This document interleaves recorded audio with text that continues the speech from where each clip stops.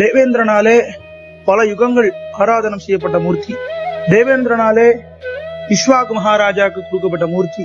இஷ்வாகு குலத்தை சேர்ந்த ராமபிரானாலே திருவாராதனம் பண்ணப்பட்டு, ராமபிரானாலே விபீஷனுக்கு வழங்கப்பட்டு, விபீஷனாலே ஸ்ரீரங்க நகரத்திலே எழுந்துருள பண்ணக்கூடிய ரங்கநாத பெருமாள் தான் எம்பெருமான் தானே பிரம்மாவிற்கு கொடுத்த திவ்யமங்கல விக்கிரகம். அர்ச்சிஷ்மான் அர்ச்சித கும்பகா என்று அர்ச்சாவதார முதல்வனாகிய எம்பெருமான் இந்த புண்ணிய பூமியான பூமிக்கு எழுந்துருளும் பொழுது பூமி பிராட்டியினுடைய திருவவதாரத்தை கூறப்பட்டிருக்கிறது.